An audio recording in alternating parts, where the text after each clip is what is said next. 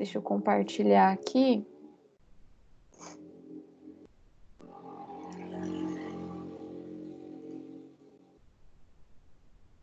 Todo mundo está conseguindo ver os slides?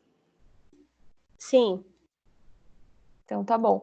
Questão discursiva não caiu na prova, né?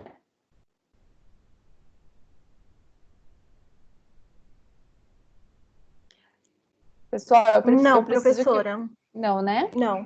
Então, acho que nem essa questão e nem essa aqui, que também tinha uma continha para vocês determinarem a média, o desvio padrão, teor de umidade. Então, acredito que a professora Érica até facilitou um pouquinho aí a vida de vocês. Tá? Então, dando início aos testes que realmente estavam na prova de vocês. Então, aqui tem uma questão que, no material que eu recebi, né, está como questão número 1.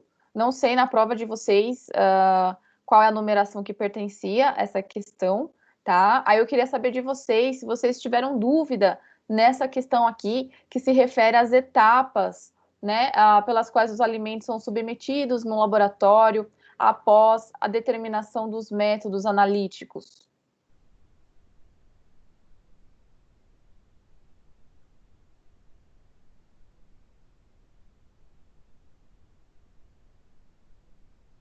Pessoal, eu preciso que vocês interajam comigo, eu preciso saber se vocês estão compreendendo, se vocês estão participando da aula, tá? Senão eu pulo a revisão.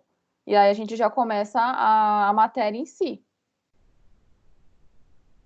É porque, assim, professora, a gente não tem as questões, a gente acabou não salvando, então, tipo, já faz 2 semanas que a gente fez a prova, vai ficar meio complicado a gente lembrar os detalhes, né? Sim, não, eu concordo que vocês não vão ter as questões em mãos, mas vocês pelo menos lembram qual alternativa vocês assinalaram.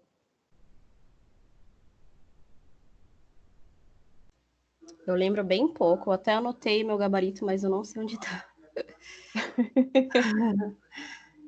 Bom, não, tudo bem. Eu sei que fica um pouco mais difícil, mas vamos tentar. Então, eu vou passar aqui com vocês, né? Vamos ler com calma aqui e ver qual que é a resposta correta para vocês terem uma ideia se vocês acertaram ou erraram na prova de vocês, tá? Aí qualquer coisa vocês vão me perguntando, ok? Então, nessa questão aqui, que fala sobre as etapas pelas quais o alimento, né, é submetido no laboratório, a resposta correta seria a alternativa A, tá? Então, assim, antes de iniciar todo o processo de análise, a gente tem a amostragem, tá? Então, nessa etapa, vai ser coletado uma amostra para ser submetido às análises, tá? Então, assim, como primeira etapa, né, de maneira sequencial, a gente tem aqui, então, a amostragem.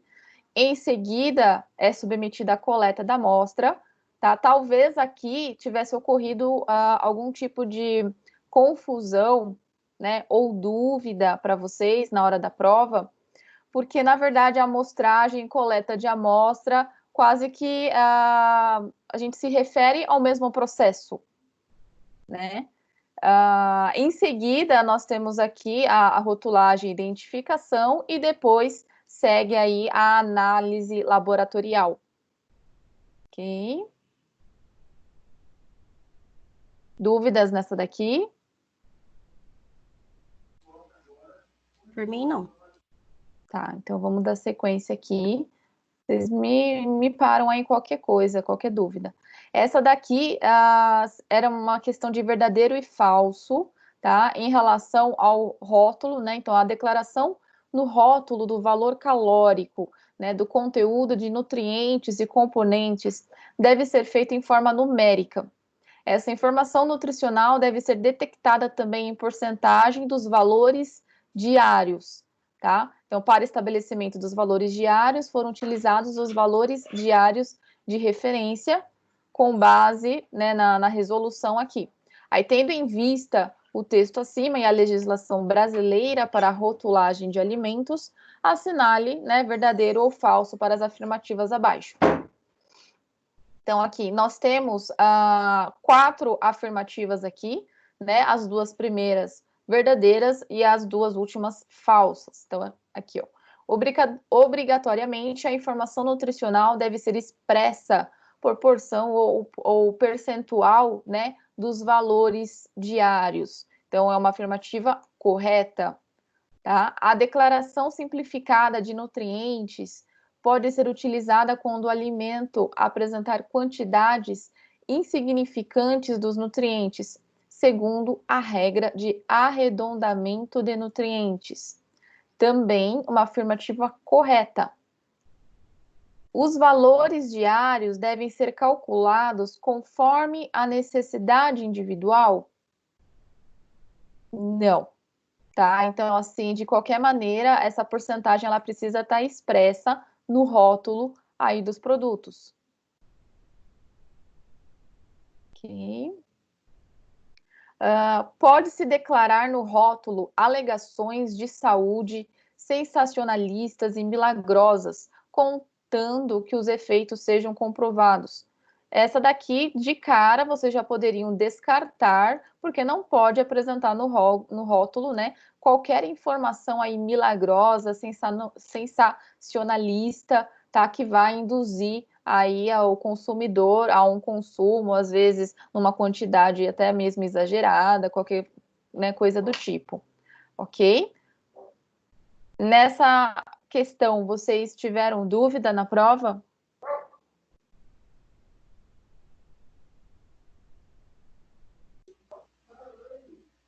Não, pro. Ok. Próxima questão, falava do tipo de água nos alimentos, se essa água ela está ligada ou está na forma livre. Lembrando que a quantidade de água ela está relacionada com a perecibilidade do alimento, né? Também. Dependendo da quantidade de água, principalmente se tiver ainda na forma livre, o risco de contaminação né, microbiológica é muito maior. Então, aí o prazo de validade desses produtos diminuiria, tá? Então, aqui a gente tem 3 afirmativas, né? Sendo que a primeira é falsa e as 2 seguintes são verdadeiras, né? Então, assim, a atividade da água está relacionada com a perecibilidade de um alimento, mas não indica como a água está distribuída no alimento. A gente sempre precisa saber, né, se essa água está livre ou ela está na forma ligada, tá? Se tiver na forma ligada, a gente tem a conservação desse produto, ela é maior, porque uma vez ligada, o risco de contaminação, né, é menor. A água livre está presente no alimento, suas moléculas estão ligadas por forças de Van der Waals e pontes de hidrogênio, e podem ser facilmente removidas. Correta.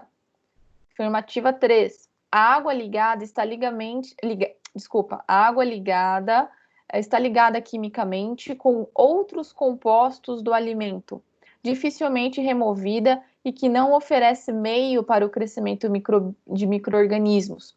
Foi o que eu comentei com vocês. Se ela está na forma ligada, a gente impede aí uma multiplicação de micro-organismos nesse meio, tá certo? Então, seria uma afirmativa correta. No teste, vocês deveriam assinalar que é a afirmativa C, né? A alternativa C, que fala que a 2 e a 3 estão corretas. Perfeito? Sim, tem mais uma pessoa para aceitar aí, para entrar na aula, ela não está conseguindo. Aqui não está aparecendo para eu aceitar. Não tá? Não tá. Pede qualquer coisa para sair e entrar de novo. Tá. Porque aqui eu admiti todos. Falta, acho que ele não tá entrando ainda.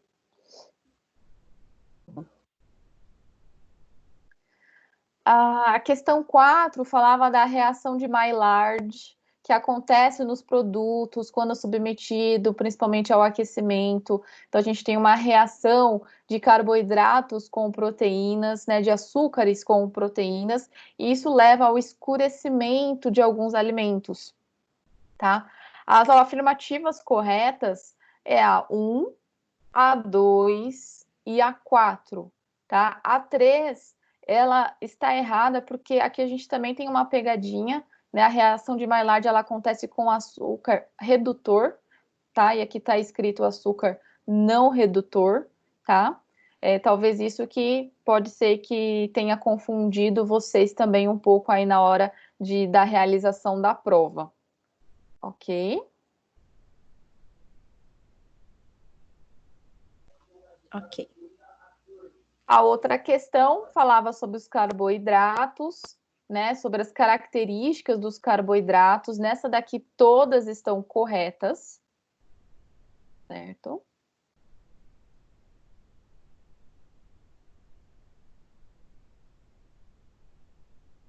A outra questão a gente tem sobre a análise de composição centesimal, né? Então, provavelmente o método mais usado para expressar o valor nutritivo global dos alimentos. Então, sobre a análise dessa composição, marque a alternativa correta.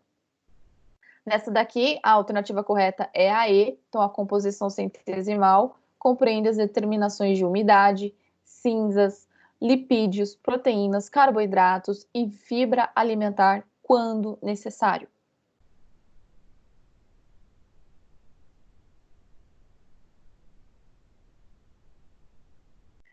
Em seguida, a gente tem outra questão de verdadeiro e falso. Tá? Nesse daqui, então, fala o processo de amostragem para as análises, prevê etapas específicas que assegurem a representatividade da amostra em relação ao todo. Em relação às etapas do processo de amostragem, coloque verdadeiro para as afirmativas verdadeiras, né, e F para as afirmativas falsas, tá? Então, no caso aqui, a redução da amostra bruta deve ser feita de uma forma homogênea para um tamanho adequado ao tamanho de laboratório. Então, é uma afirmativa correta, né? Vai depender tudo do tamanho, da complexidade do seu laboratório, da quantidade de amostra que a gente pode trabalhar para analisar.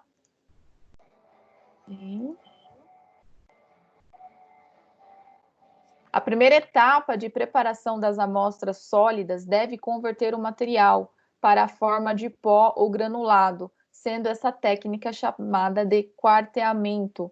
Afirmativa falsa.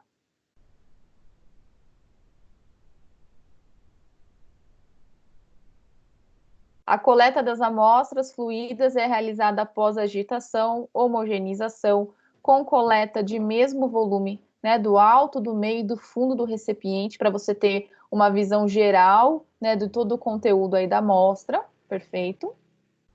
E no preparo da amostra existem outros fatores importantes a serem considerados, como mudança na composição da amostra durante o preparo e a natureza da amostra.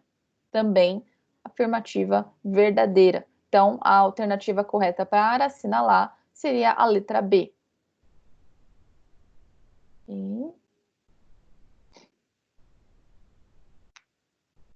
A próxima questão falava de alergia alimentar.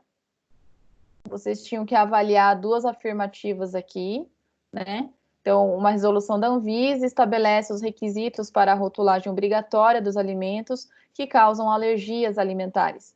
Os fabricantes devem indicar a presença de compostos alergênicos na embalagem de seus produtos, porque, dentre esses alergênicos contidos nos alimentos e seus derivados estão o ovo, soja e leite, né, que apresentam aí algumas substâncias que muitas delas uma parte da população pode ter alergia. Então, realmente, a primeira, né, a gente tem as duas afirmativas aí sendo corretas, né, são proposições verdadeiras. Sim. A próxima questão falava também do preparo aí da amostra antes de realizar a análise de umidade por secagem em estufa. Nessa questão aqui, a nossa alternativa correta é a letra C.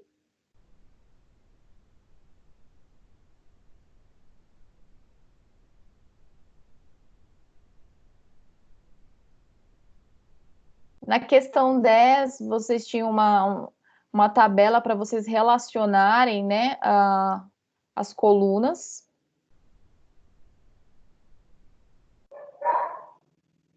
Relacionarem aí de acordo com o conceito, né, de declaração de nutrientes, declaração de propriedades nutricionais, declaração simplificada de nutrientes. Essa daqui, a alternativa D, seria a correta. Né? Então, declaração de nutrientes se refere à relação ou listagem ordenada dos nutrientes de um alimento. A declaração de propriedades nutricionais, qualquer representação que afirme, né, sugira ou implique que um produto possui propriedades nutricionais particulares, especialmente, né, espacialmente, mas não somente em relação ao seu valor calórico e ao seu conteúdo de carboidratos, proteínas, gorduras, fibras alimentares.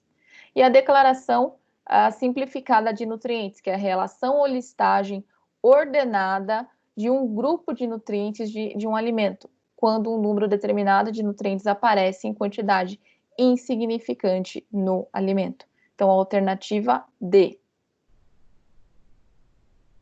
A próxima questão, né, falava também da análise bromatológica, tá? Nessa daqui, a alternativa E, então só a 2 e a 3 são corretas.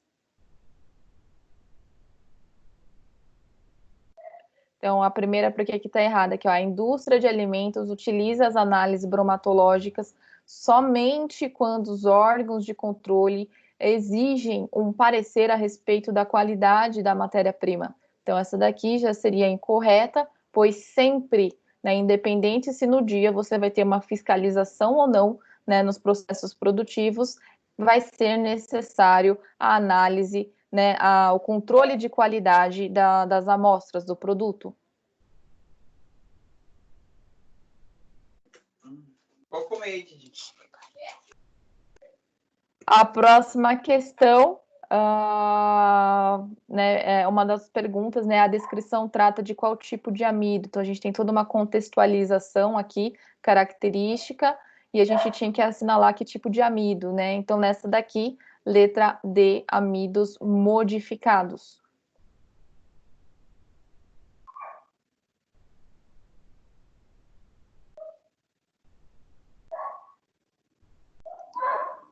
E a outra questão, não sei se essa daqui tinha na prova de vocês. Pessoal da manhã disse que só tinha 10 questões na prova. Então, eu repassando com vocês não estão me dando aí um parecer, fica um pouco difícil de eu tentar ajudá-los, né? Tinha só 10 na nossa. Só tinha 10. Tá.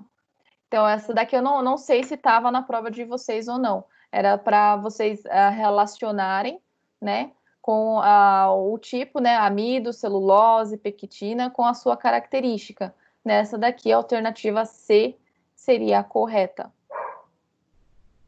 Ok. Bom, dando início, então, em relação à prova, alguém tem alguma pergunta? Não entendeu alguma questão específica, quer que a gente trabalhe em cima? Ou a gente pode dar início ao conteúdo da unidade 3, que se refere a proteínas.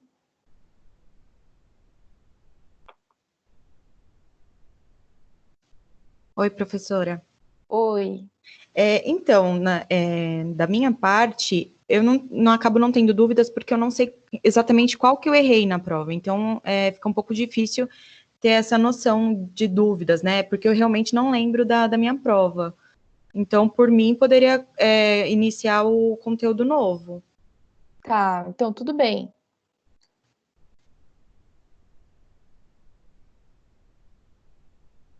Realmente, não sabendo exatamente como que, né, o que assinalou, não lembrando às vezes o que assinalou na prova e qual de fato acertou, errou, fica um pouco aí complicado, mas pelo menos vocês vão ter aí gravado qual eram as alternativas corretas, né,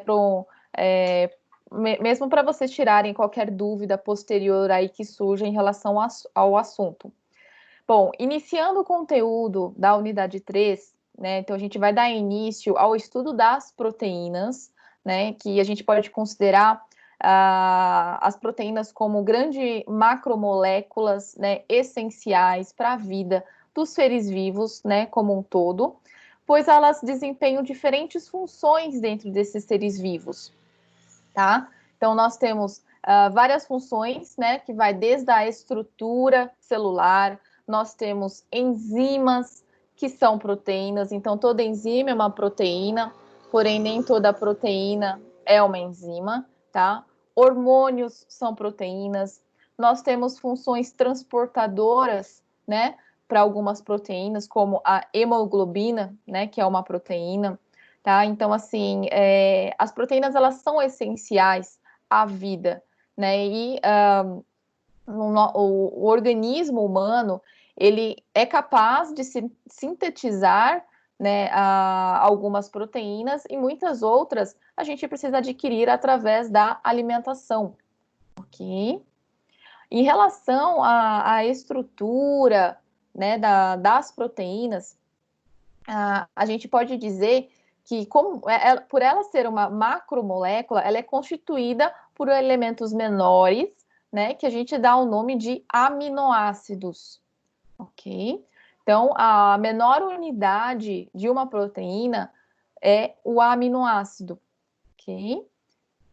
Então, como eu coloquei aqui no slide também, então quase tudo que ocorre em uma célula, seja ela animal, vegetal ou até mesmo microbiana, envolve pelo menos uma proteína. A própria denominação que essas moléculas complexas receberam já indica sua grande importância para a manutenção, né, e propagação da vida. O termo proteína vem do grego e significa o mais importante, ok? Então, é um dos elementos aí essenciais para o desenvolvimento, para o funcionamento do organismo, dos seres vivos. Dúvidas até aqui? Não, pode continuar. Então, tá bom.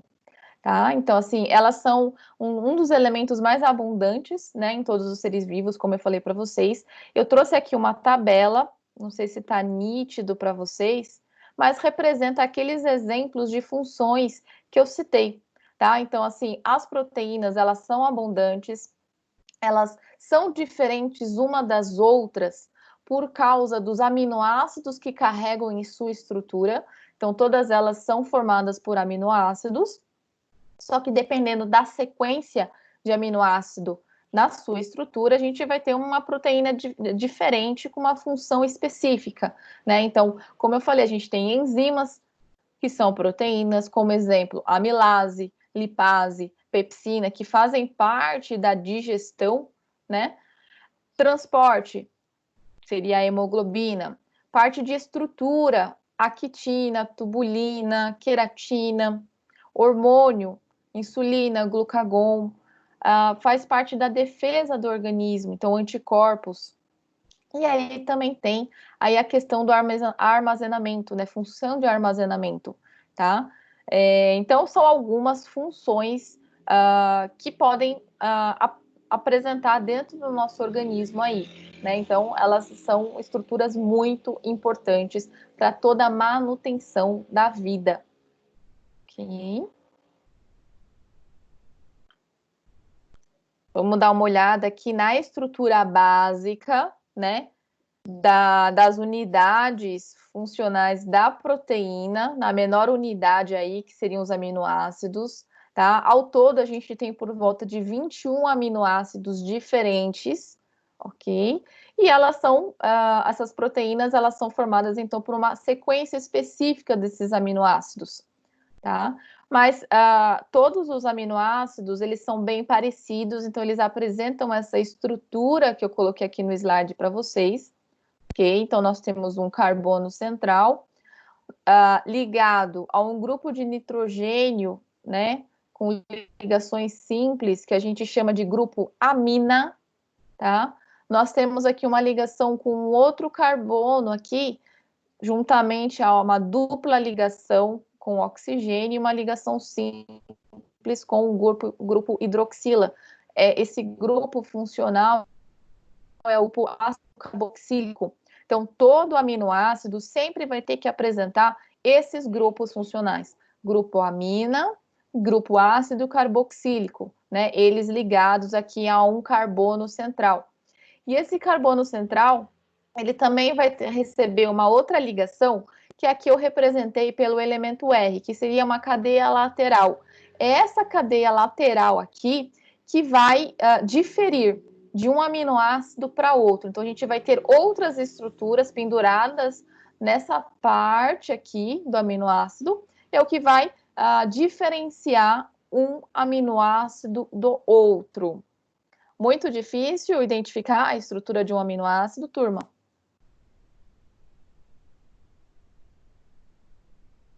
Esses grupos amina, ácido carboxílico, vocês já viram? Tem dificuldade de identificar? Eu posso pôr na prova de vocês? É muito complicado. Muito complicado? É um pouco confuso, viu, professora? Assim, gente, vocês não vão ter que decorar a estrutura, desenhar a estrutura na prova, não, né? Mas, assim, identificar, bater o olho numa estrutura e saber que é um aminoácido, que não é um açúcar, que não é um lipídio, isso é muito importante, tá? E o que vai fazer a gente conseguir identificar um aminoácido? É identificar esses elementos, tá? Então, a estrutura química, realmente, ela é muito grande, é confusa, tá? Mas se a gente conseguir identificar esse grupo amino, juntamente com o ácido carboxílico aqui, isso daqui já é meio caminho andado para vocês terem certeza que é um aminoácido, ok? E essa cadeia aqui é que pode variar o seu tamanho dentro de um aminoácido, tá? Então, aqui eu representei de uma outra maneira, a mesma estrutura que eu quis dizer anteriormente, ok? Então, também, olha aqui o carbono central, ligado a um grupo amina, que aqui é o elemento nitrogênio. Aqui nós temos o carbono central fazendo uma ligação com o grupo com o grupo ácido carboxílico, que é uma dupla O e uma ligação OH. E o que vai diferir é esse R aqui.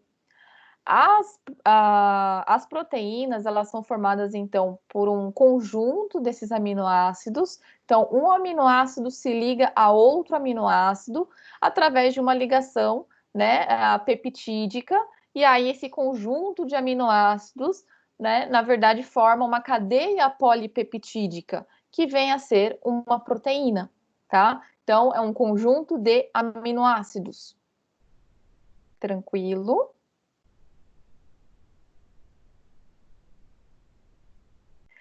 Os aminoácidos, eles podem ser classificados de diferentes maneiras, tá? De maneira funcional, de maneira estrutural. Eu trouxe aqui, primeiramente, para vocês, uma classificação estrutural, ok?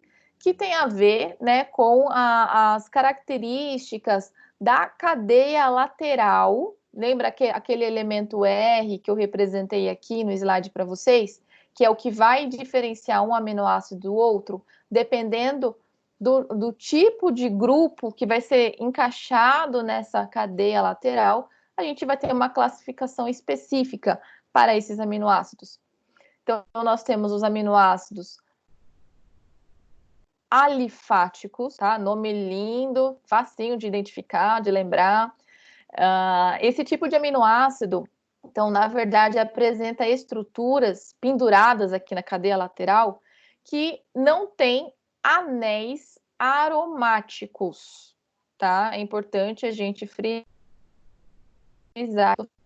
de um anel aromático, que seria um anel de 6 carbonos, ok? Dando uma olhada aqui rapidamente nessa imagem, então eu tenho alguns representantes desse tipo de aminoácido, então glicina, alanina, valina, leucina, isoleucina e prolina. Todos eles, se vocês olharem aqui na estrutura, tem aqueles elementos da estrutura básica, carbono, grupo amina e aqui o grupo ácido carboxílico. Todos eles não modifica essa estrutura básica. É a cadeia lateral que vai apresentar outros elementos, ok? Então, aqui, ó, não tem nenhum anel, também não tem nenhum anel, aqui é uma cadeia aberta. Só esse daqui que lembraria um anel, ok? Só que a gente não chama de anel aromático porque não tem 6 carbonos. Nós temos 5 carbonos e um grupo de nitrogênio, tá? Então, não faz parte dos aminoácidos de anéis aromáticos. Então, todos eles são classificados como aminoácidos alifáticos. Ok? Tô complicando muito a vida de vocês?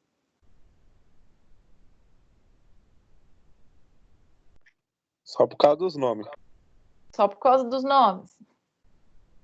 É bom lembrar, são 21 aminoácidos aí, tá certo? Mas assim, com o tempo, eu não vou também dificultar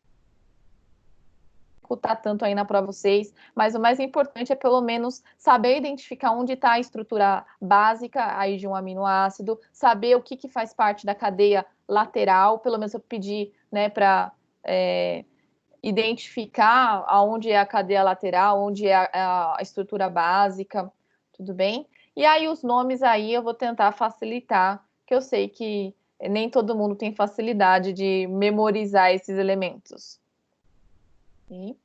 Bom, nós falamos dos aminoácidos alifáticos, agora vamos falar um pouquinho dos aromáticos. Então agora a gente vai ter anéis aromáticos presentes na cadeia lateral dos aminoácidos. Como representante, nós temos 3. Então, fenilalanina, tirosina, triptofano, tá? Então, olhando aqui as estruturas, a estrutura básica tá aqui, ó, igualzinha para todos. Nitrogênio, grupo amina, grupo ácido carboxílico. Aqui. E aqui, em rosa representado, nós temos a cadeia lateral, tá? O anel aromático é esse daqui, ok? Eu falei que tem 6 carbonos. Onde estão representados esses carbonos? Nós temos aqui, ó, nos cantos desse anel, 1 carbono, 2 carbonos, 3, 4, 5, 6. Essa forma é só uma forma simplificada de representar o anel aromático, tá? Então, aqui até anel aromático, aqui também. Esse daqui é um anel aromático, porém esse daqui não é. É um anel, tá? Porque a gente também só tem, a gente tem 1, 2, 3, 4 carbonos só nesse daqui. Então, o aromático vem a ser esse daqui. Tranquilo? De pelo menos diferenciar alifático de aromático? Diferenciar sim, Pro. Então, perfeito. Os aminoácidos, eles também podem ser classificados em ácidos ou base, né? Dependendo de alguns elementos a mais que podem estar presentes nas suas estruturas, tá? Então, como exemplos de aminoácidos básicos, ou seja, alcalinos, nós temos aqui, ó, a lisina, arginina e histidina. Ok? Eles geralmente apresentam uma carga positiva na sua estrutura, tá? E aí um diferencial para vocês, né, pegarem aí a classificação rapidamente também, né? Muitos deles vão apresentar mais grupamentos amina, tá? Então aqui, ó, lembra que a estrutura básica tem esse nitrogênio aqui, ó, no início. Esses básicos aqui, todos eles vão apresentar mais elementos nitrogênio aqui na sua estrutura, na cadeia lateral. Então, que nem a lisina, ela vai apresentar um grupo amina a mais, né? A histidina tem um anel em sua estrutura com 2 grupos amina, que essa estrutura a gente dá um nome, que é o imidazol, ok? E aqui a gente tem 2 grupos amina também, que a gente chama de guanidina, esse grupo, tá? Mas em todos eles vocês conseguem perceber o grupo amina, né? Presente na cadeia lateral, tá? Isso confere essa característica básica a esses tipos de aminoácidos. Ok?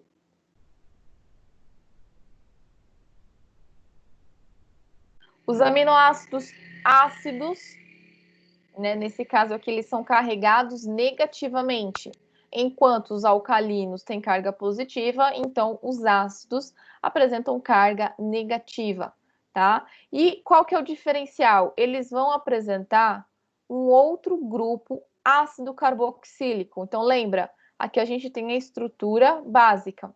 Ácido carboxílico tá aqui, ó, no início da estrutura básica. Os aminoácidos ácidos vão apresentar essa mesma estrutura aqui na cadeia lateral. Ok? Aí, como representantes, nós temos o aspartato, que é o ácido aspartico, e o glutamato, que é o ácido glutâmico. Tá? Diferenciar aminoácidos ácidos de básicos, dá para conseguir diferenciar? Sim.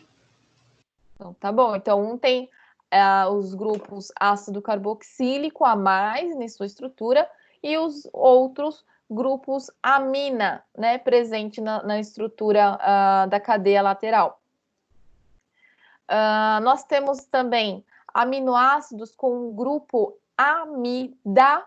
Então, prestem atenção nessa classificação aqui, tá? Que pode confundir em relação ao grupo amina, tá? Porque também é representado pelo nitrogênio. Só que esse grupo amida, né, o que diferencia? O carbono que liga o nitrogênio, ele vai fazer uma dupla O. O grupo amina, não existe esse oxigênio aqui, dupla O, tá? Então, isso daqui representa o grupo amida, tá? Então, como exemplo, asparagina e glutamina. Então, são os aminoácidos dessa classificação, que apresenta o grupo amida. Nós temos os aminoácidos hidroxilados, tá? O que seria isso? Seriam os aminoácidos que apresentam grupos hidroxilas em sua estrutura. Quem é o grupo hidroxila? É o OH, seria o elemento álcool, né, das estruturas orgânicas, tá? Então, aqui a gente tem a estrutura básica do aminoácido, e aqui na cadeia lateral a gente encontra a hidroxila, então, aminoácido hidroxilados, como exemplo, serina e treonina. Ok. Temos os sulforados, tá? Representantes, cisteína, metionina, selenocisteína, tá? O que nós vamos encontrar nessas estruturas? A gente pode encontrar na cadeia lateral, então, estrutura básica está aqui, grupo amina, grupo ácido carboxílico, tá? Cadeia lateral pode aparecer um grupo enxofre, ou selênio, tá? Olha aqui o enxofre aqui, ó. Então, se aparecer esses dois elementos, eles são classificados como aminoácidos sulforados. Tá? Esse é fácil de identificar. E, em relação à estrutura, classificação estrutural, ficou alguma dúvida?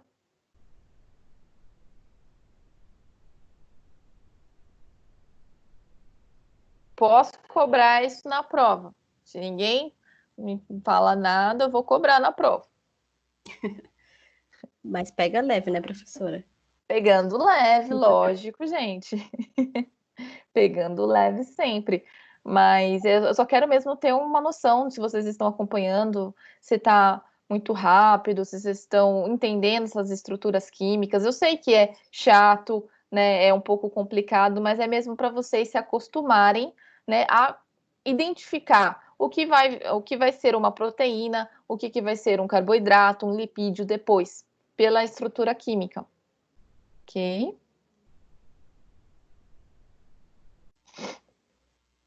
Bom, existe um outro tipo de classificação, tá?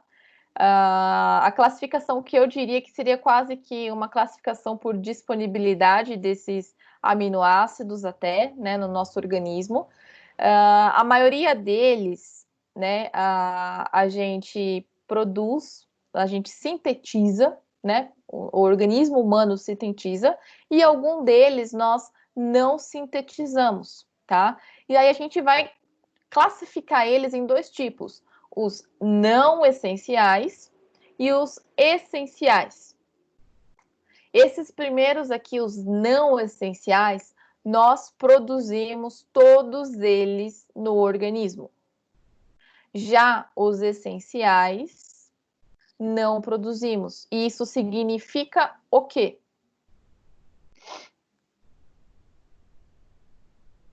Que vamos viver sem esses outros aminoácidos? O que vocês me diriam?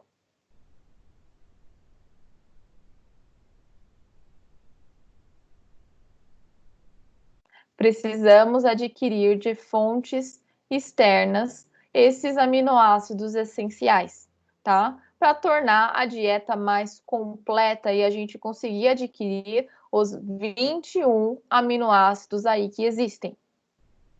Perfeito. Dúvidas até aqui?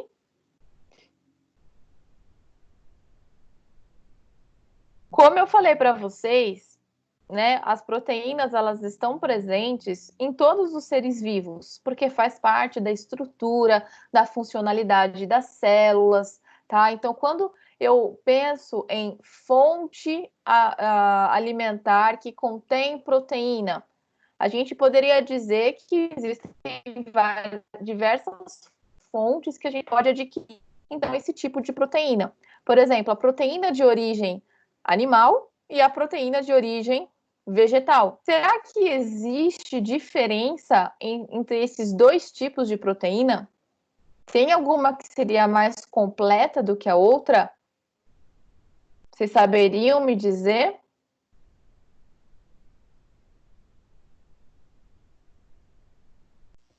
Não sei não, Pro.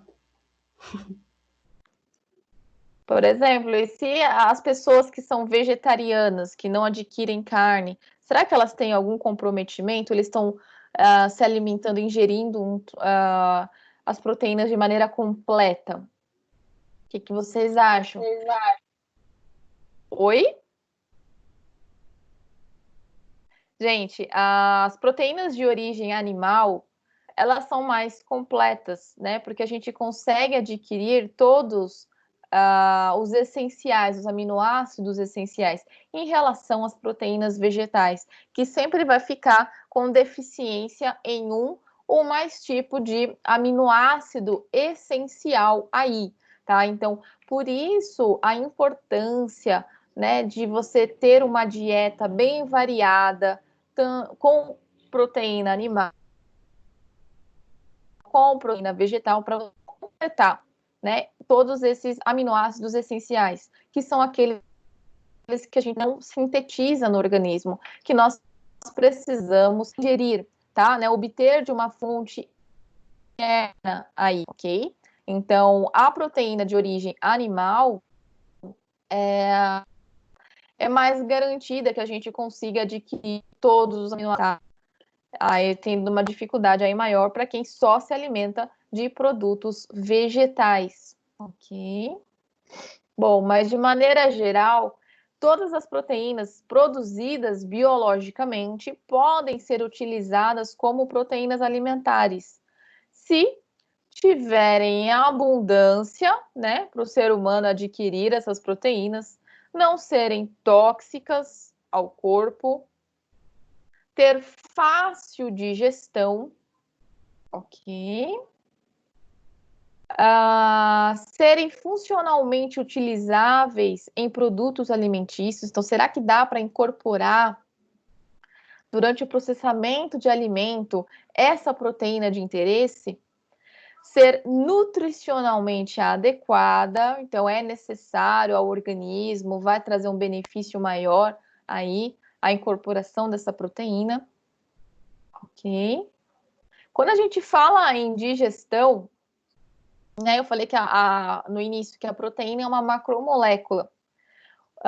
De que maneira a gente absorve as proteínas? Como que é a digestão das proteínas também no nosso organismo? Vocês ingerem os alimentos ricos em proteínas e a digestão das proteínas vai acontecer onde, principalmente?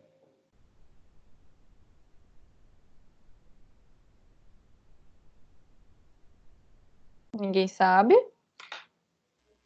Quando você ingere? Quando você ingere os alimentos ricos em proteínas. Oi? No estômago? No estômago, tá? E como que acontece essa digestão? Você tem algum facilitador, alguma coisa que vai ajudar na digestão da proteína? Tem enzimas próprias. Enzimas, exatamente. Tá? Então, são as enzimas que vão facilitar aí. Então, por exemplo, no estômago a gente tem a pepsina, tá? Que vai auxiliar na quebra das proteínas, que vai quebrar as proteínas em elementos menores, né, em aminoácidos, para facilitar a absorção. Okay? Bom, as principais fontes de proteínas alimentares são as carnes, o leite, ovos, cereais, leguminosas e as oleaginosas. A gente tem uma variedade grande de produtos que dá para a gente adquirir os aminoácidos essenciais que tanto é necessário ao nosso organismo, ok? Por isso, Professora, mais então, uma no vez, caso, o vegano tá ferrado, né? Então, é complicado, vai ficar com deficiência em aminoácido. E aí a gente pode começar a ter alguns problemas funcionais no organismo por conta disso, porque no nosso corpo, quase todos os processos biológicos necessitam de proteína, tá? Para fazer estrutura de células, para montar a defesa dos nossos do nosso organismo, que são os anticorpos, produzir hemoglobina, produzir enzimas, as sinalizações intracelulares que acontecem, né? Também tem proteínas fazendo parte. Então, assim, é um dos principais elementos do nosso organismo. Tá? A gente considera a proteína como uma fonte energética? O que vocês me diriam? Fonte energética?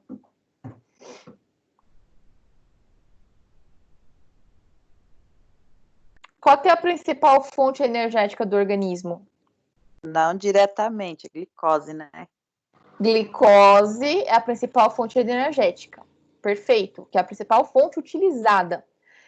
Na ausência da glicose, a gente utiliza o quê? Por exemplo, você está dias em jejum, né? Não ingere nada, está em jejum. A reserva de glicogênio é pouquíssima.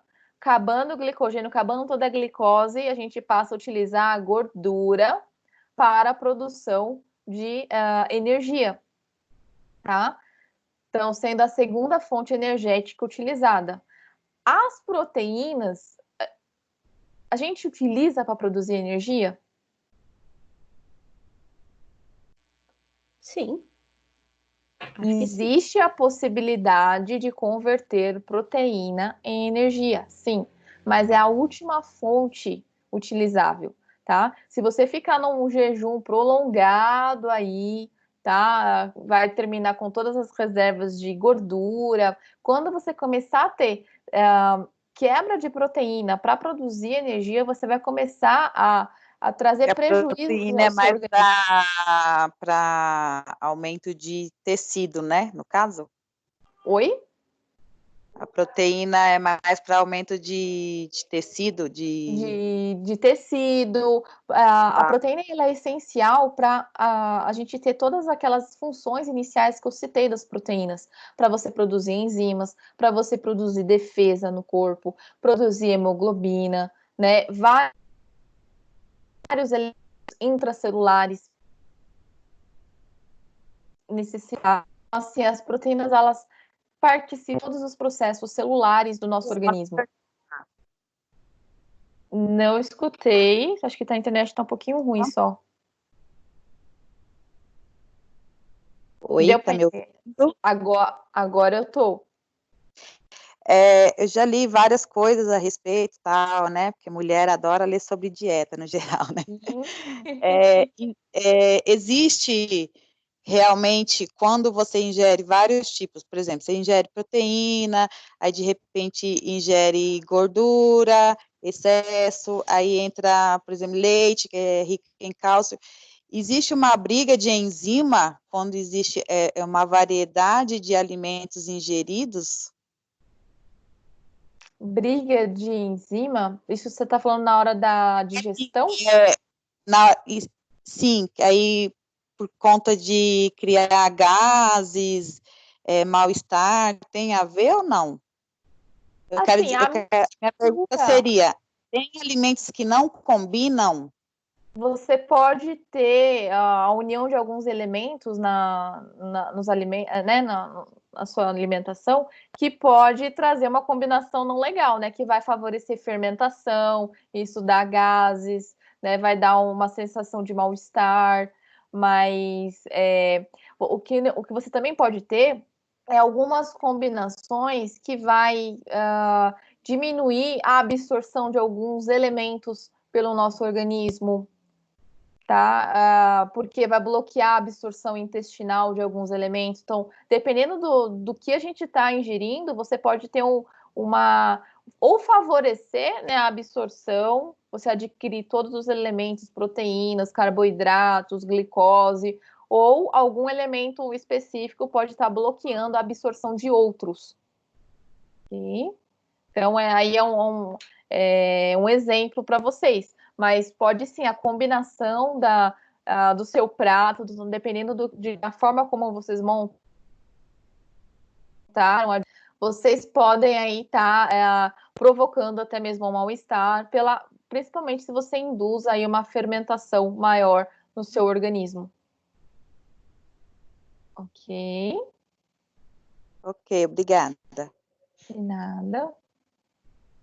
Bom, falando mais um pouquinho de estrutura, eu sei que vocês não gostam de estrutura, mas isso daqui é essencial vocês saberem.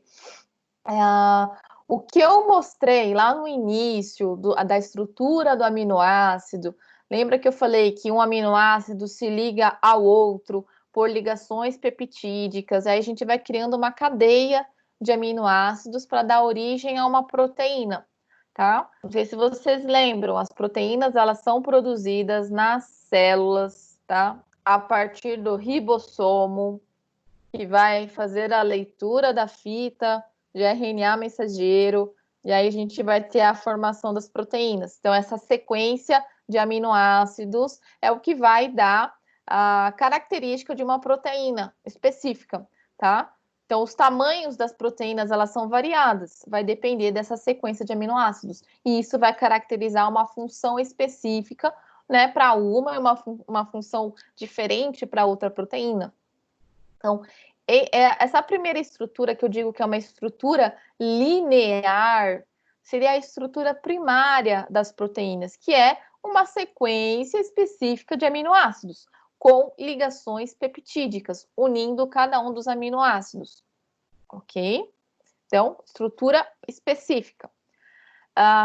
Espacialmente, então, assim, essas estruturas no organismo, então, vamos falar assim, moléculas 3D, então elas não se comportam assim, linear, não é uma fita simplesmente, tá? Então, existem ligações, pontes de hidrogênio, ligações de Van der Waals, ligações iônicas, que vai fazer com que essa fita, geralmente, ela se dobre, né, formando uma espiral, como vocês podem ver na segunda imagem. Isso caracteriza a estrutura secundária da proteína, que é o arranjo espacial dela, ok?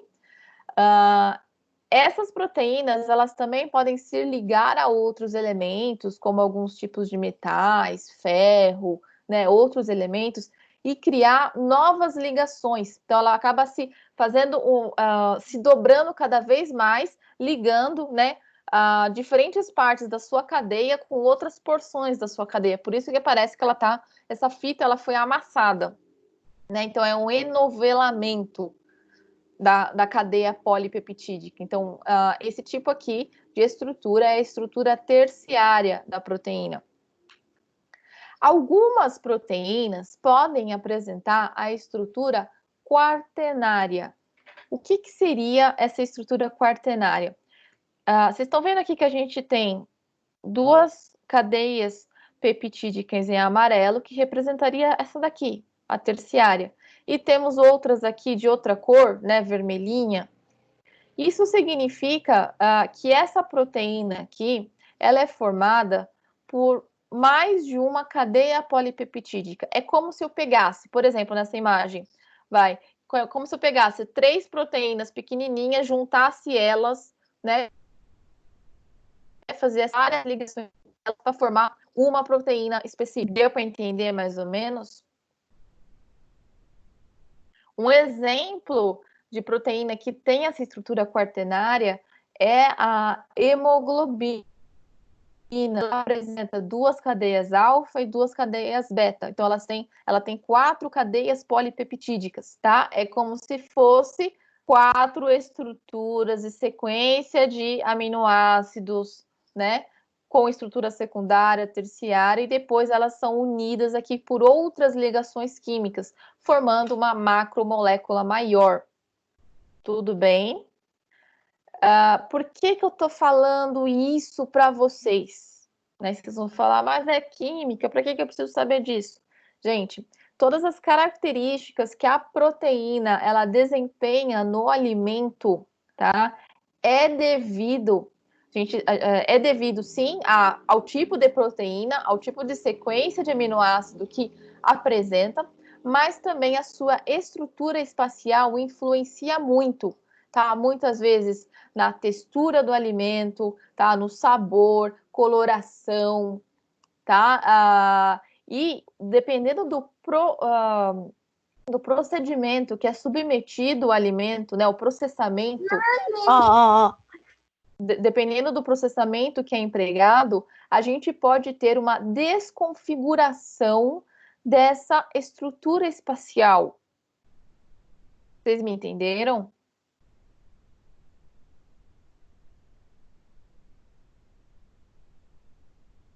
Então, dependendo do tipo de processamento, temperaturas elevadas, temperaturas muito frias, perdão aqui, gente, temperaturas muito frias, a gente pode ter aí uma desconfiguração da estrutura espacial. Isso significa que eu estou destruindo a proteína? O que vocês acham?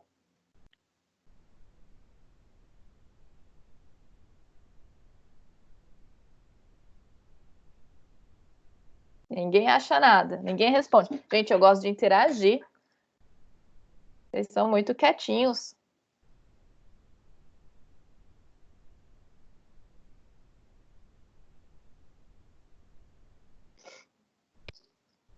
Pessoal, esse processamento que eu estou falando para vocês, que pode ser por calor, tá? Ou abaixamento da temperatura, né, em pontos específicos, e desconfigura a estrutura espacial, a gente estaria perdendo aqui estrutura quaternária, estrutura terciária, mas de maneira alguma a gente perde a estrutura primária, tá? O objetivo do processamento de alimentos não é destruir proteínas, né? Pelo contrário, a gente tem que manter as qualidades nutricionais do nosso produto, do nosso alimento, tá? O processamento ele só vai trazer o quê?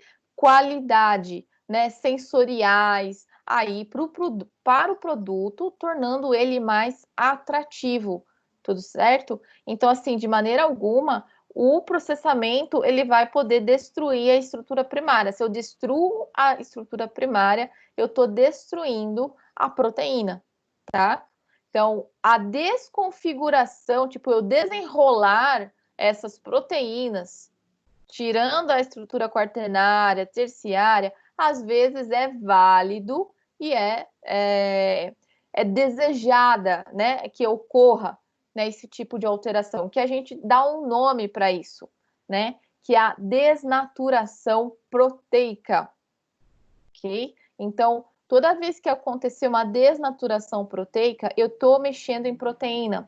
Eu estou mudando conformação espacial da proteína. Eu não estou destruindo a proteína. Eu só estou mudando a estrutura dela. E isso vai mudar textura, sabor, né, do meu alimento. Ok? Então, aqui alguns fatores ambientais podem provocar esse tipo de desnaturação. Então, pH, força iônica, temperatura, tipo de solvente, né, ou solução empregada nos alimentos, tá? Isso daqui, dependendo do tempo de exposição, pode causar uma desnaturação proteica. Ok? Então, vai afetar a estabilidade das proteínas. Então, vai destruir, vai desnaturar. É diferente. Estrutura primária está mantida. O que a gente vai destruir seria a estrutura espacial, né? A estrutura 3D dessa molécula.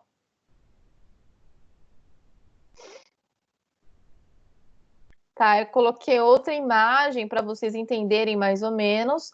Proteína normal, tem toda essa configuração enroladinha, tá? Se ela for submetida a uma desnaturação, que pode ser por pH, altas temperaturas, o que é a proteína desnaturada? Ela perde, né, aquela configuração inicial, que ela estava enroladinha, desenrola, ficando semelhante à estrutura primária, tá? Então, não foi rompida as ligações peptídicas que unem cada um dos aminoácidos. O que você perdeu foi a estrutura espacial.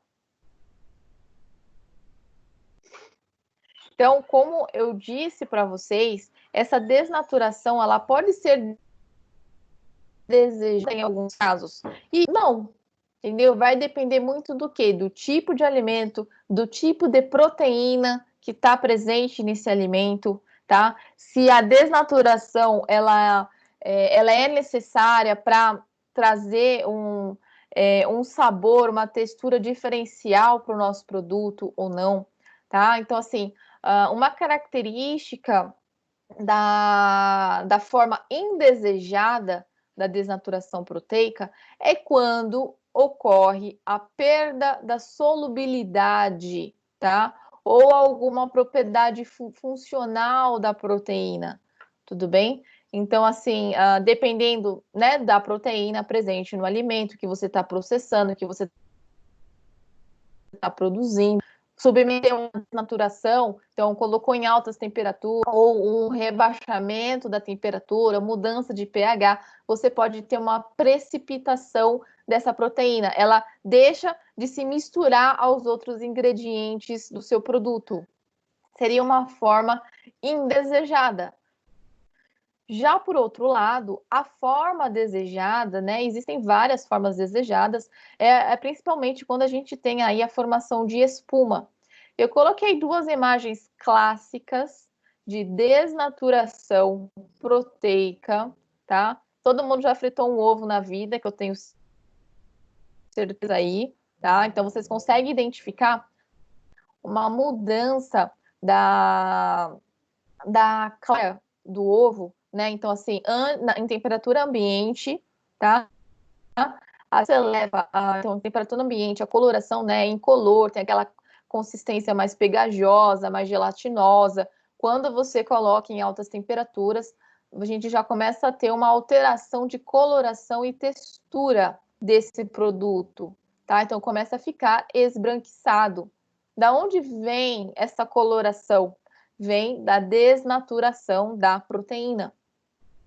Ok? Então, eu mudo sabor, mudo textura, eu mudo cor. Então, eu desenrolei as proteínas, né, da clara do ovo. Ok? Essa outra imagem aqui representa o que isso daqui, gente?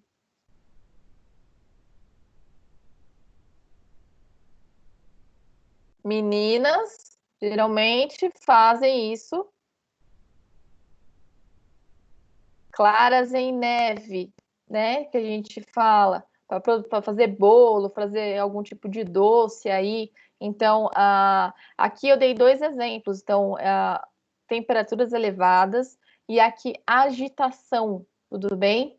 A agitação, né, provocada aí na clara do ovo também pode causar uma desnaturação proteica, favorecendo o quê? A incorporação de bolhas de ar no meio, né, do produto. Então, assim, a gente muda a textura também, né, sabor também aí do nosso produto. Então, 2 tipos de desnaturação. Dúvidas até aqui?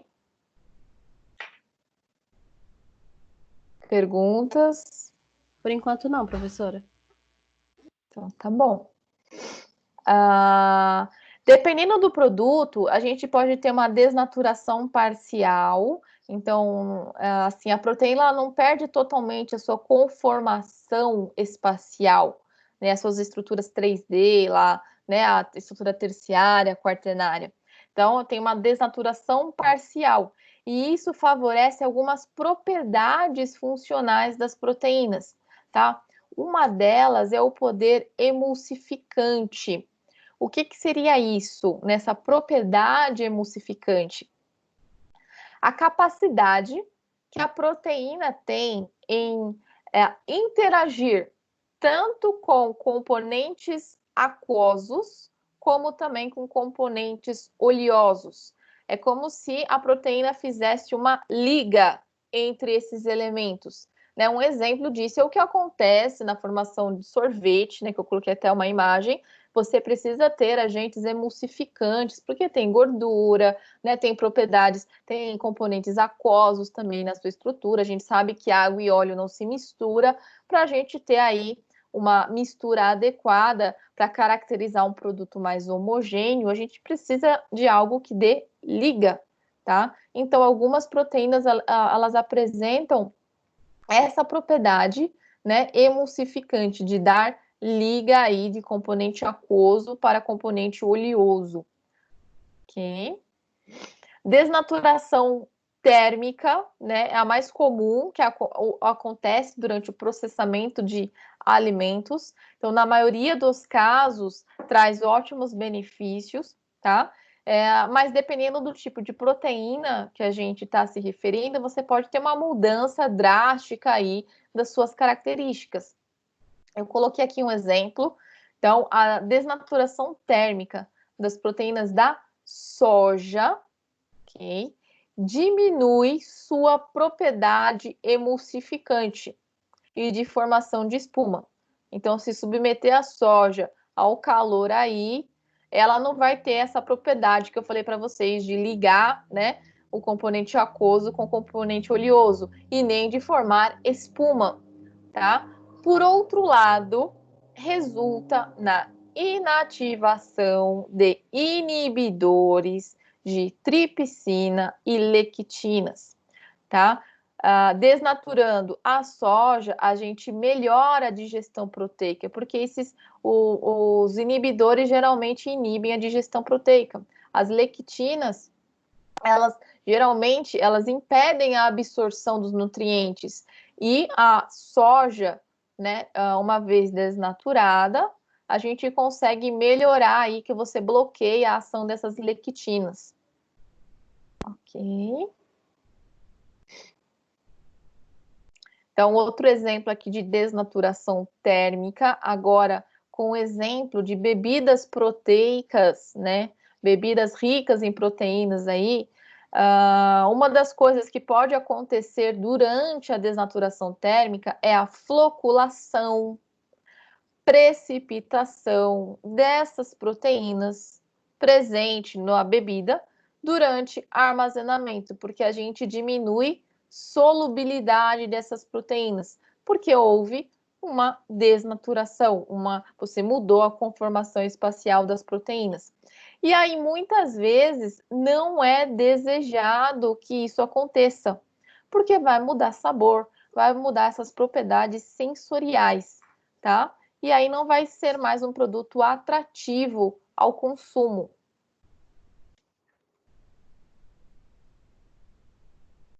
Temperaturas baixas, então, também pode provocar desnaturação, tá certo? Da mesma forma que o calor.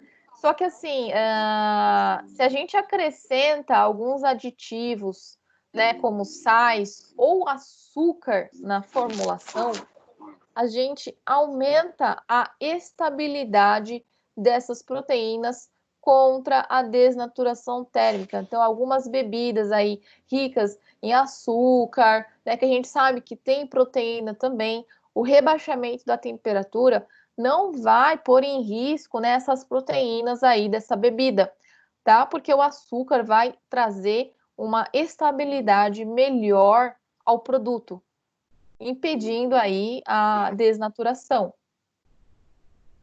Tranquilo? Um outro processo que pode levar à desnaturação é a pressão hidrostática, que é empregada em alguns alimentos, tá? E está sendo bem utilizado ultimamente, porque dificilmente você tem uma alteração sensorial no alimento. Eu ia colocar um negócio aí que você falou que ensinou. Tudo bem, gente?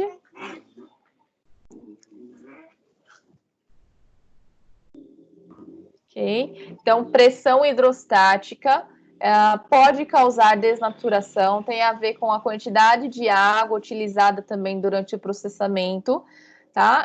Um dos benefícios dessas altas pressões hidrostáticas durante o processamento é a inativação microbiana, tá? Então, é uma forma de processamento de alimento válida para a gente evitar contaminações, né, inibir qualquer tipo de crescimento microbiano e não afetar as propriedades sensoriais do meu alimento. Ok. Gelificação, o enrijecimento que ocorre durante o aquecimento dos amidos e farinhas, a alteração que ocorre na consistência dos ovos durante o seu aquecimento, são fenômenos de gelificação, tá? Provocado pela desnaturação das proteínas, tá? Uma das consequências aí da desnaturação das proteínas. Uma grande vantagem em usar a pressão hidrostática no processamento de alimentos é que ela não causa danos à cor, ao sabor e nem produz compostos tóxicos. Então, por isso que ela é mais empregada do que as outras técnicas de causar desnaturação, porque aqui no caso a gente quer, o nosso foco é destruir a carga microbiana do nosso produto, tá? Sem afetar aí a estabilidade sensorial do nosso alimento. Ok. Coloquei aqui para vocês o cisalhamento mecânico, que seria a agitação mecânica, amassamento, batimento. Como eu falei no slide lá anterior, é um tipo de processo que pode causar desnaturação da proteína, tá? Então, e favorece a incorporação de bolhas de ar, né, em todo o conteúdo aí do produto que está sendo agitado.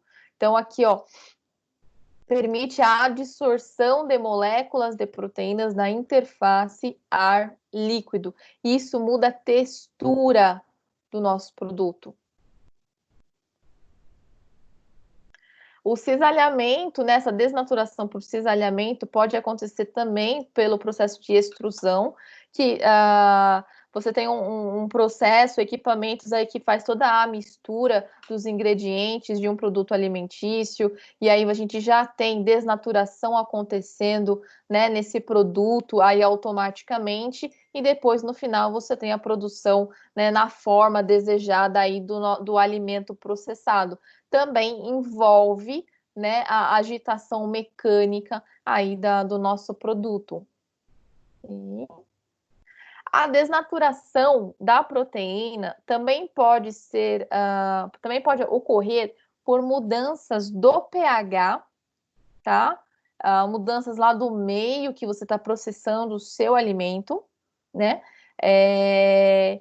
Diferente dos outros tipos de desnaturação, quando a gente envolve pH, a gente pode, vamos dizer assim, a gente considera uma desnaturação quase que reversível, tá? Então, você provocou uma mudança conformacional das proteínas, tá? Mas ela pode ser momentânea. Se você reverter, mudar o pH lá do meio, você pode fazer com que essa proteína volte à sua estrutura inicial, retomando aí as suas propriedades sensoriais no produto.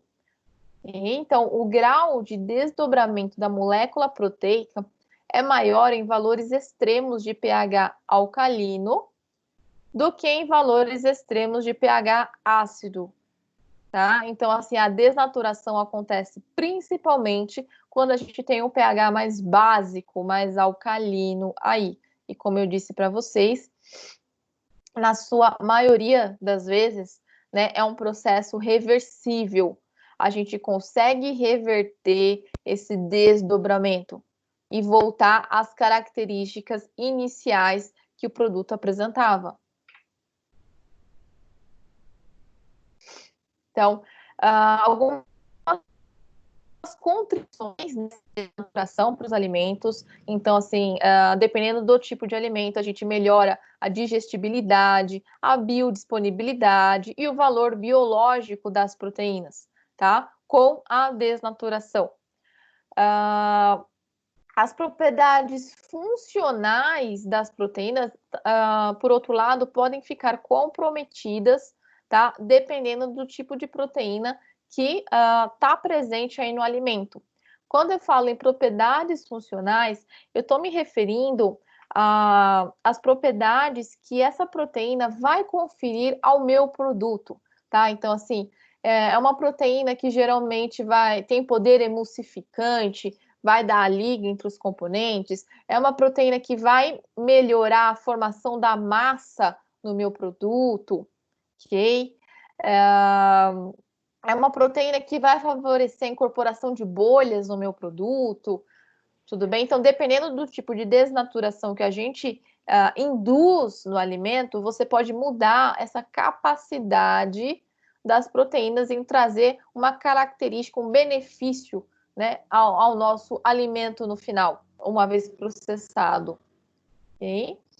Então, essas propriedades que eu falei, que as proteínas podem apresentar, vai depender, né, do tipo de proteína que a gente tem nos nossos alimentos. Isso vai depender da composição dos aminoácidos, que é o elemento básico de uma proteína, do tamanho, conforme suas moléculas, se foi desnaturado, se foi desnaturado, e as propriedades físico-químicas. Então, assim, uma das propriedades aí funcionais é contribuir para a viscoelasticidade da massa do glúten de trigo, suculência dos produtos carne, formação de coágulo de produtos lácteos e a proteína da clara do ovo, que estão relacionadas à estrutura de bolos e alguns produtos aí de sobremesa. Então, assim, a gente tem muitas propriedades funcionais que contribuem positivamente aí num alimento. Então, a maioria deles contém proteínas, tá? Para trazer aí uma característica específica, a textura, ao crescimento de massa, entre outras. A clara do ovo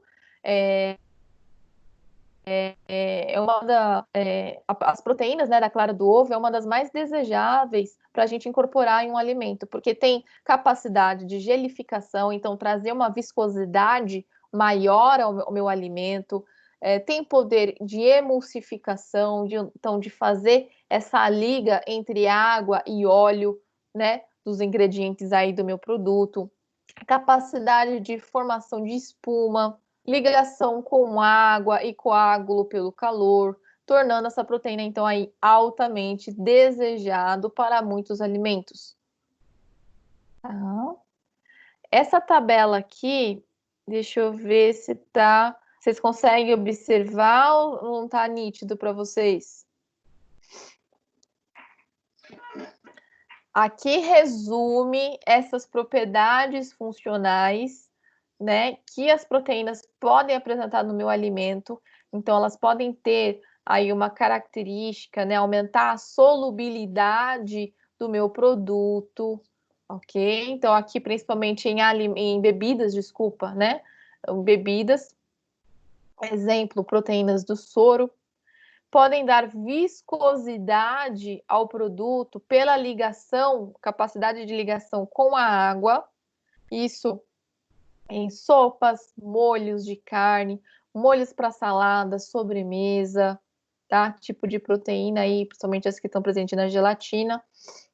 A função de ligação à água, isso ocorre devido à capacidade de formar pontes de hidrogênio, ok? Então, tipo de alimento, salsicha, bolos, pães. Que tipo de proteína? Proteína da carne, do ovo. Gelificação, tá? Retenção e imobilização da água, você, né, imobiliza aí a água no meio, na solução incorporada aí ao alimento. Isso em carnes, géis, bolos, produtos de panificação, queijo, também proteínas da carne, leite, ovo.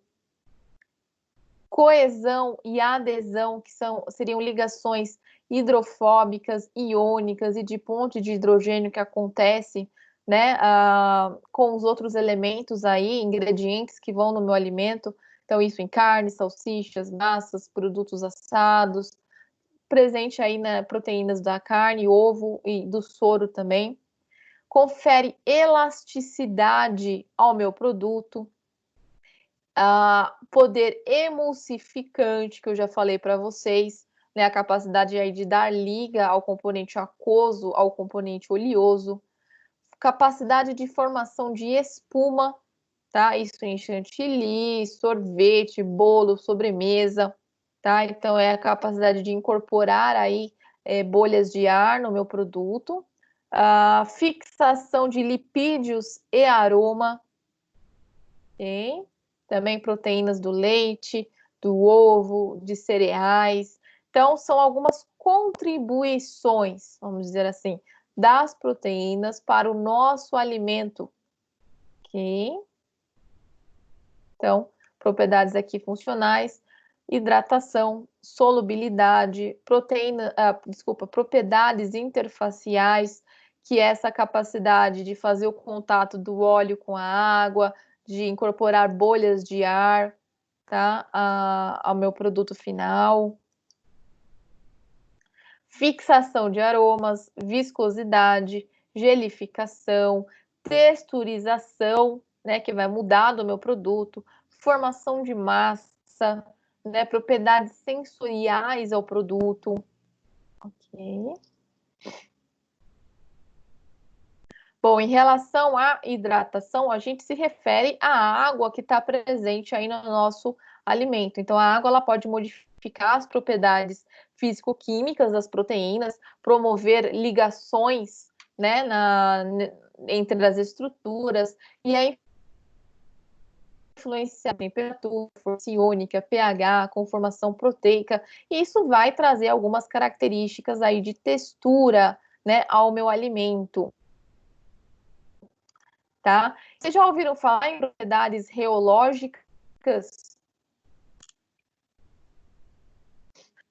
Vocês já ouviram falar em propriedades reológicas? Não, Pro. Essas propriedades, Não. tudo bem, elas se referem à viscosidade, né, do meu produto final, tá? E tem a ver com o conteúdo de água, tá certo? Ou você vai tornar o produto mais viscoso, menos viscoso, se a gente está falando de algum tipo de bebida, vamos dizer assim. Se é um produto sólido, assim, a gente vai ter uma mudança mais textural, né, do meu produto aí. Em relação à solubilidade, as proteínas, elas são estruturas químicas, elas vão fazer várias ligações com os outros ingredientes do meu produto. Geralmente, quanto mais proteína eu tenho num alimento, né, proteínas diferentes, a ligação de proteínas com proteínas, a gente tem aí ligações questões hidróbicas, principalmente, tá?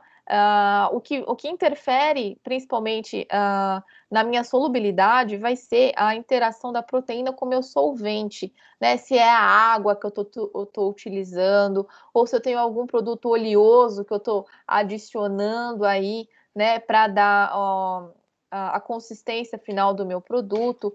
Então, essa interação da proteína com o solvente é o que, de fato, vai aumentar a solubilidade delas dentro do alimento, tá? Então, eu coloquei aqui uma tabelinha que classifica alguns tipos de proteínas em relação à sua solubilidade. Então, nós temos as proteínas globulinas, que são solúveis em soluções salinas diluídas. Nós temos as albuminas, são solúveis em água. Nós temos as glutelinas, são solúveis em ácidos e bases. Nós temos as prolaminas, solúveis em etanol a 70%. Ok. Dependendo da força iônica da proteína e da concentração de sais na solução, ela pode ter sua solubilidade aumentada ou perder a sua solubilidade. A gente utiliza alguns termos, né? Salting in, né? Então, você aumenta a solubilidade dessa proteína, dependendo da quantidade de sais que a gente tem na solução, ou salting out, você perde a solubilidade, a proteína se precipita, né? Ela fica insolúvel lá no meu alimento. Tá? A maioria das proteínas tem uma solubilidade aumentada, né? Se a gente processa esses alimentos de 0 a 40 graus aí. Ok. Propriedades interfásicas, que é a capacidade de fazer a interação em diferentes elementos, água, óleo, ar, líquido, tá? Então, a gente considera as proteínas substâncias anfifílicas. O que significa isso? É a capacidade delas de interagir, né, de ter afinidade, tanto por componentes aquosos, como também com componentes oleosos. Então, eles se dão bem, as proteínas se dão bem tanto na água como no óleo. Então, por isso que a gente fala que faz a liga, né? Então, é importante ter a proteína para você misturar os ingredientes aquosos, oleosos, e são usados para extrair as emulsões, né? Os cremes, as espumas, pois formam uma película viscoelástica que interação, né, entre essas fases, impedindo separação de fase decorrentes ao armazenamento ou choque, certo? Dependendo se você tem um produto, né, que precisou da formação de uma emulsão. Então, por exemplo, vamos pensar em um mousse, tá? Vai componentes gordurosos, vai componentes aquosos, tem proteína lá no meio. O que a gente não quer que aconteça no final? É uma separação de fases, né? Começa a formar uma camada mais oleosa ou aquosa na superfície do produto. Isso vai mudar a consistência, vai mudar sabor, tudo bem? E isso pode ser devido aí a falta de proteínas até no seu produto, que é as proteínas que dão essa liga aí, né, no alimento, dos componentes aquosos com o aqui a gente tem 2 exemplos de proteínas bastante utilizadas com esse poder emulsificante, tá? Então, ovalbumina e albumina, tá? Então, tem essa capacidade de fazer a ligação de óleo e água, tá? Então, e está presente, assim, em vários tipos de alimentos, então, leite, gema de ovo, leite de coco, leite de soja, manteiga, margarina, maionese, molhos para salada, bolo, outros, tá? Turma, vocês querem fazer alguma pausa ou intervalo? Para mim, tanto faz, professora. Querem fazer aí uns 10 minutinhos para vocês ir no banheiro, dar uma volta, tomar uma água?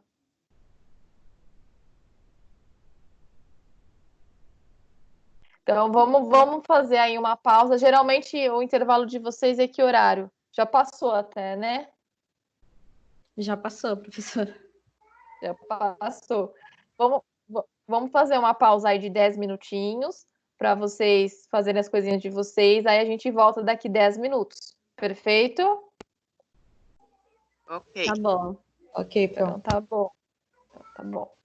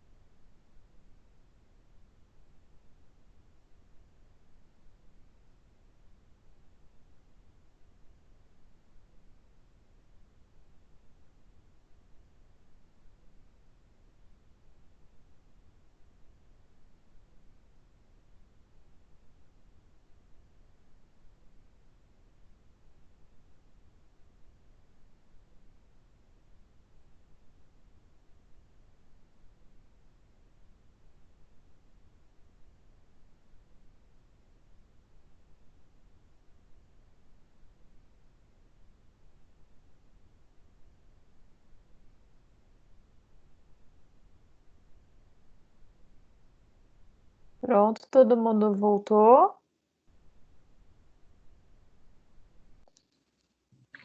Bom, Sim. Sim, então tá professora. bom. Eu vou mandar continuidade aqui. Ficou dúvidas até então? Ou tá todo mundo tá conseguindo acompanhar legal? Bom, dando continuidade aqui, né, as propriedades funcionais das proteínas, capacidade de formação de espuma, né, que faz parte dessas propriedades interfásicas, né, é a capacidade de dispersar as bolhas de ar aí, né, no interior de todo o produto. Isso daqui está presente em diferentes tipos de sobremesas, principalmente, né? Então, bolos, merengues, cremes batidos, sorvetes, pães, soufflés, mousse, marshmallow, tá? E essa incorporação de bolhas no seu meio, na sua estrutura, vai mudar textura e vai deixar, né, a sensação bucal aí diferenciada perto de outros produtos alimentícios, por causa dessas minúsculas bolhas de ar dispersas no seu meio. Então, a gente muda aí os aspectos sensoriais, tá? As proteínas também apresentam aí a capacidade de fixação de aroma. Então, elas conseguem fazer algumas ligações com alguns odores, tá? Em alguns casos, é vantajoso, né? A gente tem o interesse em realizar uma fixação de aroma para tornar o produto mais atrativo. Por outros lados, né, essa capacidade de fixação de aromas, a gente tem que ter certos cuidados, porque dependendo de como vai ser armazenado esse produto alimentício, perto de algum outro produto com um odor mais forte, você pode impregnar odores, né, de diferentes fontes nesse seu produto alimentício, tá? Então, deixando desagradável aí, né, o odor. Tá? Isso não vai contribuir aí para o consumo desse produto aí no final. Okay? Viscosidade é uma outra característica que as proteínas contribuem para o alimento, tá? Então, assim, elas, quando dissolvidas, absorvem água e se expandem, se hidratam, aumenta de volume, isso traz viscosidade para sopa, molhos. Então, a textura final desse produto é devido à presença de proteínas no seu meio. Aqui, tá? Gelificação, né? Eu já tinha dado exemplo para vocês. Então, a gente limita a dispersão aí de água da solução, né, incorporada ao produto, por conta de uma formação como se fosse de fibras, né, que enrijece esse produto aí, deixando ele na formação de um gel, tá? A gelificação pode dar características, né, ao produto final, né, tornando aí, então a gente classifica o gel formado em como se fosse um coágulo, que a gente fala que seria um aspecto mais opaco, e a gente tem aqueles que são translúcidos, né, capazes de fazer com que a luz reflita, né, a luz consegue atravessar o produto, tá certo? Então, aí vai depender do que? Do tipo de proteína presente, ok?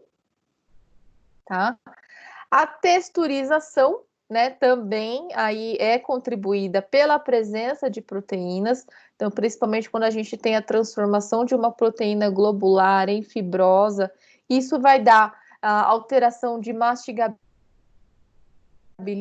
elasticidade, maciez, suculência, tá? Semelhantes às proteínas da carne, tá? Então as proteínas vegetais texturizadas são utilizadas como complemento em produtos cárneos triturados, como bolinhos de carne, molhos, hambúrgueres, como também os alimentos que imitam a carne. Então, para deixar mais atrativo ao consumo, tá certo? Então, a gente tem a incorporação desses tipos de proteínas que vai melhorar a textura, vai deixar mais agradável, né, ao paladar, e isso aumenta o consumo aí final, ok?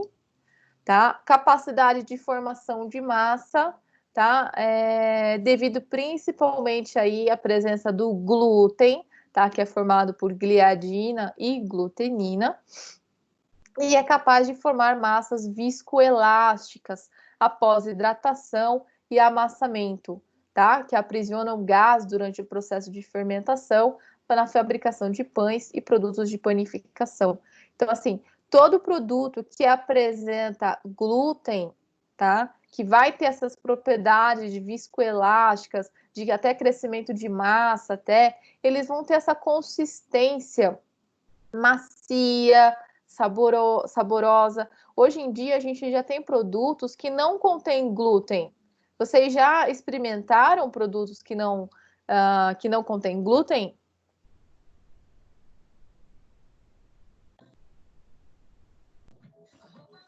Não lembro, professora.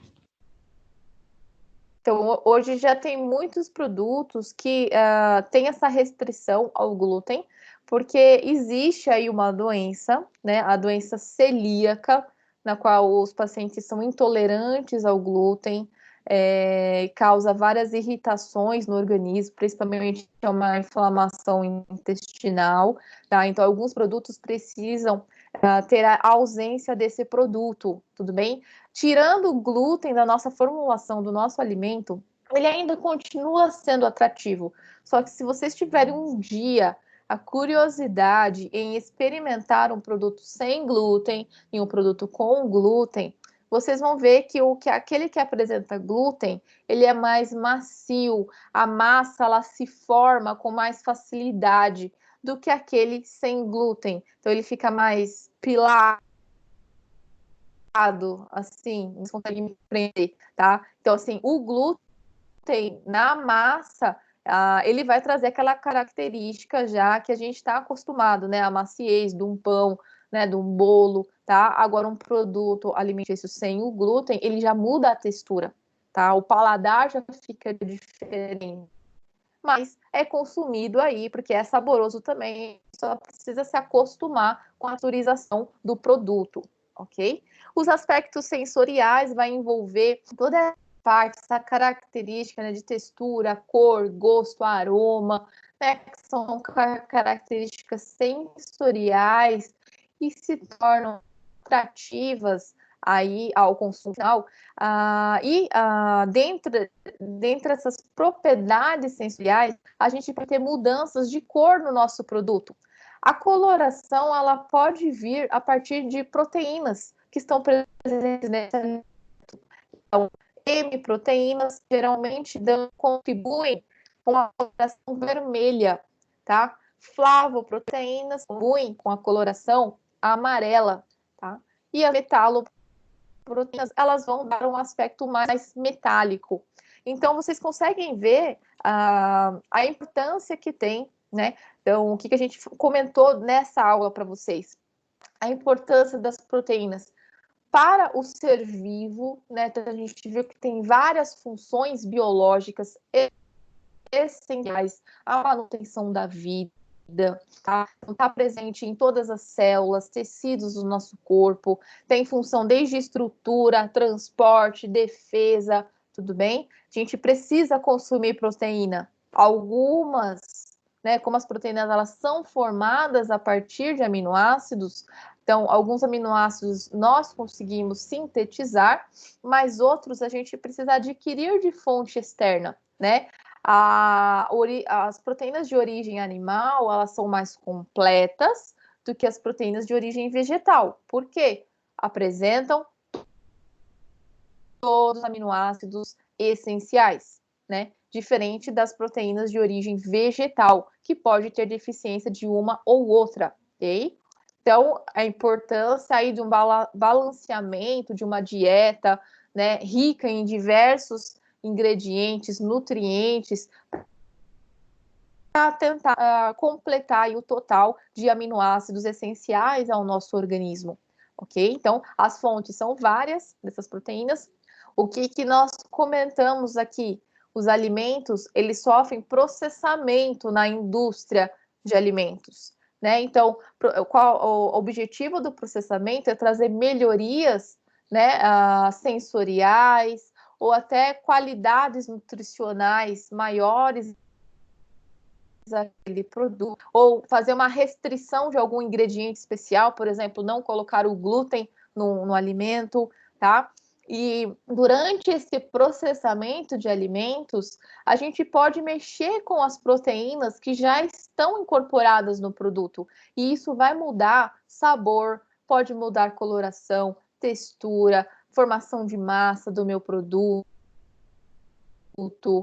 Essa liga que a gente tem entre as soluções aquosas e as soluções oleosas presentes no alimento, tá? Então, os processamentos, principalmente por calor, né? Então, o aumento da temperatura vai causar uma desnaturação de proteína, que é você perder a conformação estrutural da proteína, mantendo a estrutura primária dessa proteína, tá? Eu não posso submeter o alimento a um procedimento que vai quebrar a estrutura primária. Se eu quebro a estrutura primária, eu destruo as proteínas. Aí eu perco valor nutritivo nos meus alimentos. Tudo bem? Então, a desnaturação, ela é favorável em algumas situações, vai mudar a característica do meu alimento, tudo bem? Mas ela só vai mudar a conformação estrutural. Não vai quebrar aí os aminoácidos. Tudo bem? Todo mundo entendeu? Ficou alguma dúvida?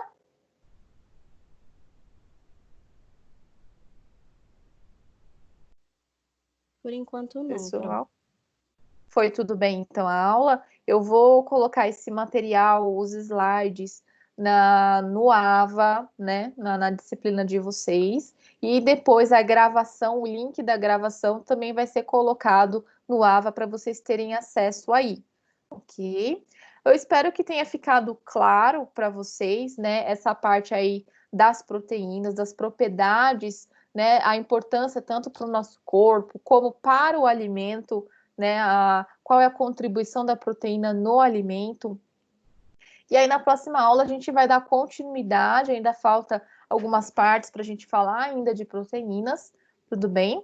Mas eu gostaria que na próxima aula tivesse uma participação melhor de vocês. Eu não sei se vocês são assim, se vocês estão tímidos, tudo bem? Mas assim, como eu não conheço todos vocês, vocês não me conhecem, e para a gente ter, né, para eu conhecer mesmo as dificuldades de vocês, para vocês terem um aproveitamento melhor, tá? Irem bem melhor na próxima prova, para eu saber identificar, né, saber formular corretamente as questões para cobrar, né, para não gerar dúvidas para vocês. Então, eu gostaria de uma participação melhor aí. Eu vou tentar mudar umas didáticas aí na próxima aula. Perfeito? Ok, Pro. Tá certo. Tá bom, professora. Então, tá bom. Então, eu desejo aí uma boa noite para vocês, tá certo? Obrigada pela atenção, tá? E aí, esse material vai estar lá no AVA de vocês, ok? Boa Ok, noite. obrigada, professora. Boa noite. Boa noite. Boa noite. Fiquem aí. Boa noite.